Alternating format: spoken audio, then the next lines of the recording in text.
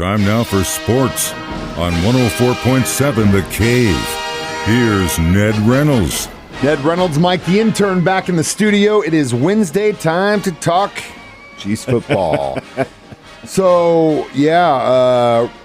It was not great news to hear that Ross had been carted off the practice field yesterday after the game he had in New Orleans. Looking good, but this is not the same situation that got him in there in the first place, right? Not hardly at all. And when they talk about carted off, I abhor that term. It leaves the impression the guy's flat on his back and all that. Every single time. Ross went off sitting up in the front of the cart.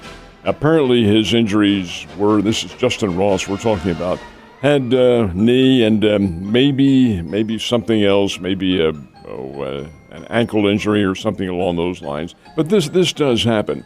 It's a knee and a hamstring for Justin Ross. Earlier in the day, Jody Fortson was put on injured reserve, so his limitations this year are rather significant.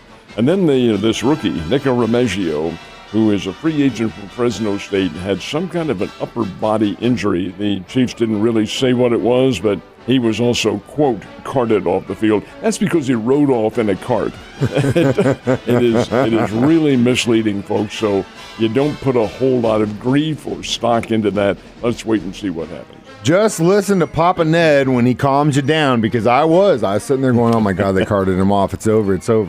Well, Ned, thanks for making me feel better. I appreciate that. So we've got more preseason action this week. Nothing happening on Thursday? Yeah, one game on Thursday. Who's playing? It's the Cleveland Browns and the Philadelphia Eagles. Interestingly enough, the Browns are the team the Chiefs play next week in the final preseason game. But they'll play in Philadelphia. That's tomorrow night. The Chiefs, of course, are out in Phoenix, Arizona to play on Saturday. And that game right here at 104.7 The Cave.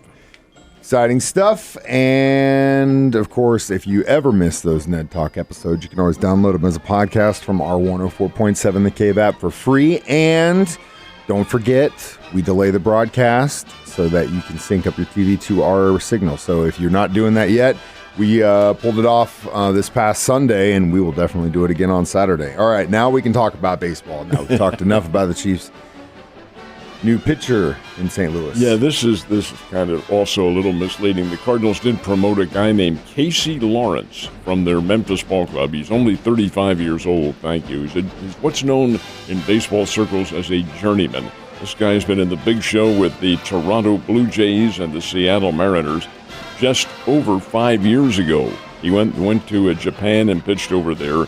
Had a minor league deal back in this country with the Blue Jays, which, and veterans are allowed to do this, he opted out of back in July, made himself a free agent. Cardinals saw this. Hey, come on, what do we have to lose by this? With Memphis, this guy made 3 starts and had an earned run average of 5.40. But the Cardinals said, we can get him on the cheap. Let's get him up here to end the season. So Casey Lawrence has joined the Cardinals and will probably be making a few appearances. Interesting. Think he might be the future of Cardinals baseball? Not hardly. Did the Cardinals continue to get well against the A's? They did, and that's exactly what they are doing, getting well. And they have to.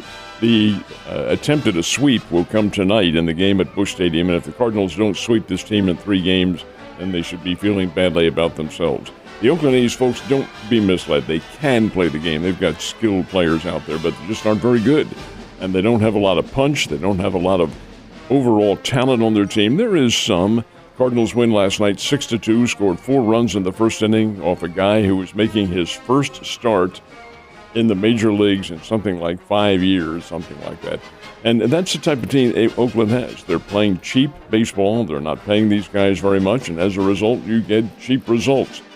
So the Cardinals win 6-2, and that puts them now 12 games under the 500 mark. They can make it 11 if they win tonight, and they certainly should. Then the New York Mets come to town. But, hey, we'll see. We'll see what happens. But the Cardinals need to make hay while they can.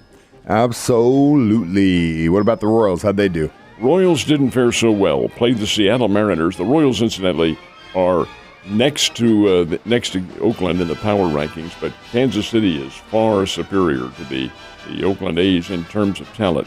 Anyway, the Seattle Mariners in 10 innings beat Kansas City last night 10-8. It was a pretty doggone good ball game, and Kansas City was playing well, and the Royals are playing well. But the fact of the matter is they're not quite at that level yet. really feel like they will be in fairly short order. Springbirds, Springfield Cardinals, played over in Wichita last night, fell to the Wichita Wind Surge 5-2, and that put Springfield one game below 500 in a three-team challenge for the championship in the Northern Division in the second half. And the Springfield Ball Club is right in there battling. Hopefully they can get away with it. We'll see what happens. At least it's going to be a nice way to finish out the season for the Springfield Cardinals. And they've had a great season so far, and it's been fun to watch them in town, that's for sure. This week's golf tournament is huge for the 50 players competing because they've got their futures at stake. Is that right? Now, the 50 players who were going to compete in the BMW Classic at Olympia Fields Country Club in the Chicago area, they are already assured of being all of the elite tournaments next year. But they are not assured of playing for the big money. The field after this tournament is cut to the top 30. This is all part of the FedEx Pro Golf or the FedEx Golf Tour Championship, and 20 players are cut. Anyway, they tee off tomorrow at Olympia Fields. The final 30, and they'll decide that on Sunday, go to the Tour Championship in Atlanta next weekend. And, Mike, that's where the winner goes for a first prize of $18 million. Not a purse of $18 million. A first prize of $18 million. That's a lot of money. Absolutely is a lot of money, and I think I would just pass out and die if I ever thought I was going to have any part of that. Ned, you have a great day, and I'll see you tomorrow.